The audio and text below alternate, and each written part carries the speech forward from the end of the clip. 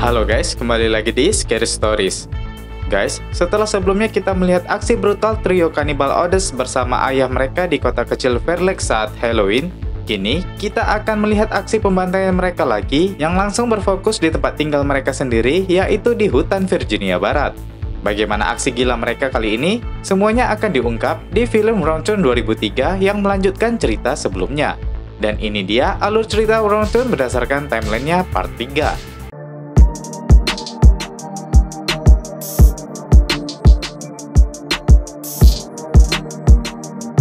Di awal cerita, kita diperkenalkan dengan seorang mahasiswa kedokteran bernama Chris Flynn. Dia sendiri sedang buru-buru di jalan Grand Prairie County untuk menghadiri sebuah wawancara jam 7 malam nanti. Namun, tiba-tiba jalanan macet. Karena nggak bisa menunggu, dia pun memutar untuk mencari jalan. Setelah menuju jalan lain, dia melihat banyak mobil berserakan di tempat pom bensin. Karena HP-nya mati, dia pun turun untuk bertanya ke seseorang penjaga apakah di situ terdapat telepon umum. Dan si penjaga itu adalah Maynard Odets, ayah dari trio kanibal yang sudah kita ketahui guys. Saat mencoba menggunakan telepon, Chris bilang, telepon itu sudah rusak dan tidak bisa dipakai. Apakah kamu memiliki yang lain? Maynard bilang, ada, cuman masih jauh. Chris bilang, tidak terlalu jauh kan? Soalnya, saya sangat butuh. Saya harus tiba pukul 7 malam nanti di acara saya. Maynard memberikan rute jalan potong untuk menuju ke jalan tol. Dan Chris pun melewati jalan potong itu sambil berpesan kepada Maynard untuk selalu menjaga diri. Setelah dia jalan, Maynard bilang, kamulah yang harus menjaga dirimu. Di jalan, Chris pun menuju hutan yang tidak pernah dia lewati sebelumnya. Saat itu, dia melihat ada bangkai rusa di tengah jalan.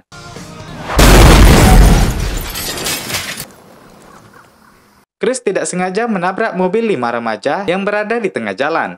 Mereka adalah Jesse, Scott dan pacarnya Carly, Evan dan pacarnya Francine. Sebagian dari mereka khawatir dengan Chris, namun sebagian lagi marah karena mobil mereka yang ditabrak. Chris meminta maaf dan akan bertanggung jawab atas kerusakannya. Dia nanya, kenapa kalian memarkir mobil di tengah jalan? Francine si pemilik mobil bilang, seseorang telah menaruh kawat besi di tengah jalan dan membuat ban mereka bocor. Jesse bilang ini sebuah kesengajaan. Dia akan ke pom bensin untuk menelpon bantuan. Chris bilang, telepon di sana tidak bisa digunakan. Dia baru saja melewatinya. Mereka pun terpaksa menunggu orang lewat agar bisa membantu mereka. Sambil menunggu, para remaja itu mencoba untuk menelusuri hutan. Chris juga diajak ikut dengan mereka supaya tidak pergi sebelum menyelesaikan masalah penabrakan mobil mereka.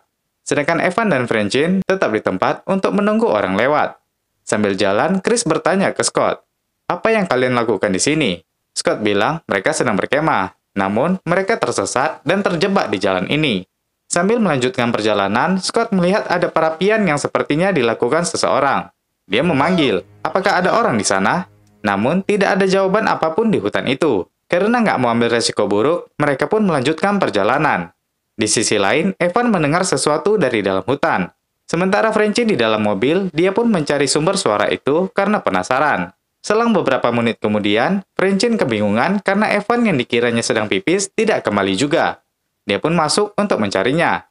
Di situ dia melihat sebuah telinga putus yang memiliki 2 anting seperti milik Evan. Kembali ke hutan, 4 remaja itu menuju ke suatu tempat yang tidak terdapat di peta yang dilihat Jesse. Di situ terlihat sebuah rumah gubuk yang memiliki mobil rusak dan tua di halamannya. Chris mencoba memanggil orang di rumah itu untuk membantu mereka. Namun tidak ada jawaban. Dia pun mencoba membuka pintu untuk mencari tahu apakah ada telepon di rumah itu. Di dalam, mereka melihat tempat itu begitu kotor dan jorok. Terlihat juga bekas makanan yang baru saja dimakan. Itu menandakan kalau memang ada yang tinggal di rumah itu sampai saat ini. Carly yang kebelet pipis memasuki toilet di rumah itu. Namun di dalam, dia melihat ada 2 botol tumpukan gigi manusia. Sedangkan Chris melihat tumpukan botol berisi otak manusia di dalam kulkas. Jesse juga melihat kawat yang sama seperti kawat yang merusak ban mobil mereka. Setelah menyadari rumah itu bukan tempat yang aman, mereka segera berlari untuk keluar. Namun, sebelum membuka pintu, mereka mendengar suara mobil yang datang ke arah rumah itu. Mereka pun berusaha keluar melalui pintu belakang, namun tidak ada jalan keluar dari rumah itu selain pintu depan. Mereka pun terpaksa bersembunyi karena si pemilik rumah sudah membuka pintu dan masuk ke dalam. Ya, itu adalah rumah trio kanibal Odets. Mereka pulang dengan membawa mayat Francine. Teman-temannya terkejut dan tidak bisa berteriak melihat temannya yang sudah menjadi mayat, dan mereka pun segera memutilasinya untuk dimasak. Selang beberapa jam setelah mereka tidur, 4 remaja itu secara diam-diam berusaha untuk keluar dari rumah itu.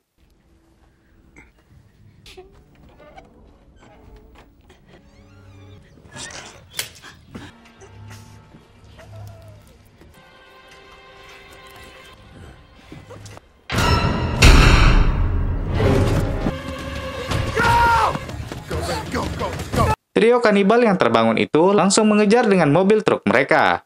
Para remaja itu yang berlari terjebak di tumpukan mobil yang sepertinya masih baru dengan tumpahan darah di sekitarnya. Mereka sadar kalau ini semua pasti ulah trio psikopat itu. Mereka terpaksa bersembunyi di situ karena mendengar mobil trio itu sedang menuju ke tempat mereka. Trio itu keluar dari mobil untuk mencari mereka. Para remaja ini mencari ide bagaimana caranya agar mereka bisa mengambil mobil truk tersebut. Scott bilang salah satu dari mereka harus memancing trio itu ke arah yang berlawanan, dan yang lainnya langsung menuju ke truk dan membawanya. Hey! Hey! Hey!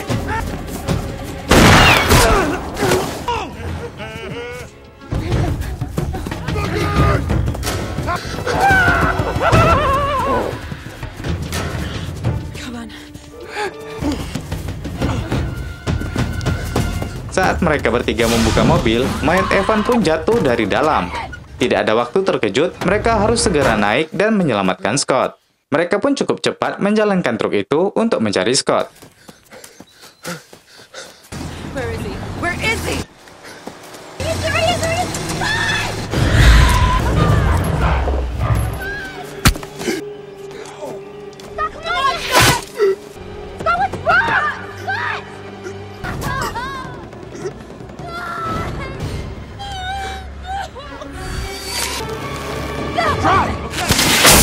Terus membawa kencang mobil, mereka akhirnya terjebak di kubangan yang tak bisa berjalan. Mereka terpaksa keluar dan berlari mencari tempat aman. Jesse menyemangatkan Carly agar terus berjalan untuk tetap hidup, demi perjuangan kekasihnya Evan. Sambil terus berjalan, mereka bertiga menemukan sebuah tower. Mereka segera menaikinya untuk berlindung selain mencari mana tahu ada telepon di atas. Setelah di atas, mereka menemukan sebuah radio yang sepertinya bisa membuat mereka menghubungi seseorang. Namun, tidak ada jawaban saat mereka menggunakannya. Saat itu di bawah, trio kanibal Odats sedang mencari mereka bertiga menggunakan obor. Mereka bersembunyi agar tidak ketahuan. Tapi, tiba-tiba radio itu berbunyi dan berasal dari markas darurat penjaga hutan. Suara radio itu membuat trio di bawah sadar kalau mereka sedang bersembunyi di atas tower. Carly langsung meminta tolong, namun dia tidak tahu mereka sedang berada di mana. Di bawah, trio itu pun memanjat menuju ke atas. We must be north or not north. Yes, we copy. Just hurry, please. This is an emergency. It's a big deal. Then we need help. Please. Mereka menutup rapat pintu bawah agar psikopat itu tidak bisa masuk. Setelah berhasil menghalangi trio psikopat itu, selang berapa menit mereka melihat asap yang mengarah ke atas. Ternyata mereka sedang membakar ruangan di tower itu dengan obor yang mereka bawa. Carly udah bingung aja. Dia memecahkan kaca jendela agar dia bisa melompat. Dia tidak ingin mati terbakar di tempat itu. Chris bilang itu adalah hal yang benar. Kita bisa melompat ke ranting pohon yang tidak terlalu jauh. Mereka pun mencoba melompat satu persatu.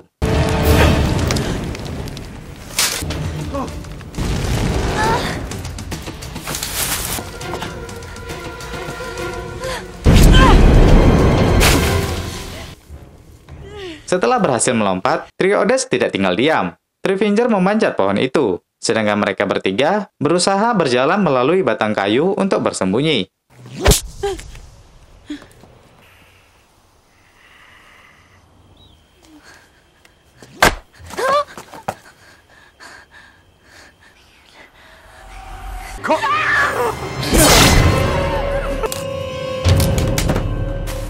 Selanjutnya, Chris dan Jesse pun menjalankan sebuah rencana.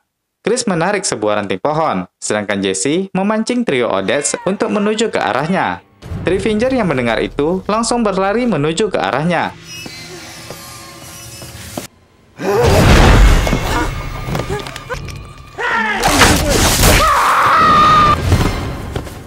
Setelah si bungsu jatuh, kedua kakaknya pun menolong adiknya itu. Dan hal itu membuat sebuah kesempatan bagi Chris dan Jesse untuk melarikan diri. Mereka pun bersembunyi ke dalam gua di balik air terjun, dan mereka berhasil tidak ditemukan oleh trio Odets. Saat beristirahat, Jesse bercerita ke Chris kalau ini semua adalah kesalahannya. Semenjak dirinya putus dengan pacarnya, keempat temannya itu mengajak dirinya untuk berjalan-jalan agar dia menghilangkan rasa sedihnya. Sekarang dia sedih, karena mereka semua sudah tidak ada. Mendengar itu, Chris menjadi peduli kepadanya. Paginya, mereka melanjutkan perjalanan untuk mencari jalan keluar. Setelah menelusuri hutan, akhirnya mereka menemukan jalan untuk pulang. Saat mereka akan menuju ke bawah, tiba-tiba mereka kembali diserang.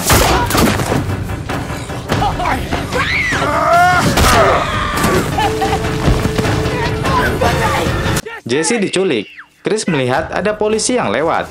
Saat mau meminta tolong, polisi itu langsung dibunuh. What people? Dengan cepat, Chris langsung membawa mobil itu untuk menemukan Jesse. Namun, kuncinya masih sama si polisi. Dan saat itu, Sawtooth langsung menyerangnya. Chris bersembunyi di bawah mobil. Saat Sawtooth datang, Chris langsung bersembunyi di hutan. Dia menemukan kuncinya, namun dia tidak menemukan Chris. Dia pun membawa mayat polisi tadi dan segera pergi menggunakan mobilnya. Chris dengan cepat merangkak ke bawah mobil dan ikut saat dia menjalankannya. Di rumah mereka, Jesse sudah diikat dan siap untuk dibunuh oleh One Eye. Namun tiba-tiba Sawtooth datang. Mereka segera menggotong mayat polisi masuk ke dalam. Mereka langsung memutilasi polisi untuk dimakan. Saat akan membunuh Jesse, Chris yang di luar langsung membakar rumah mereka.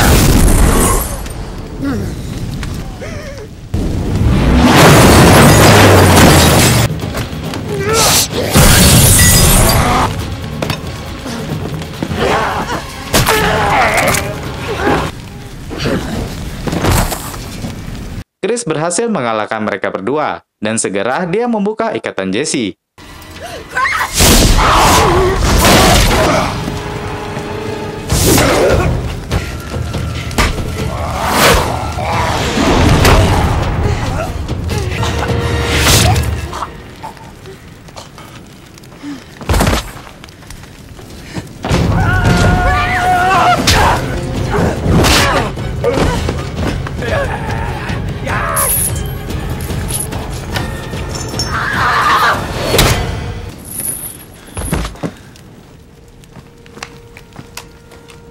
Setelah berhasil mengalahkan mereka bertiga, ternyata mereka nggak mati-mati guys. Chris dan Jesse pun langsung keluar dari rumah itu. Dan saat menggunakan senapan yang dibawanya, dia langsung mengarahkan tembakannya ke arah bensin di mobil.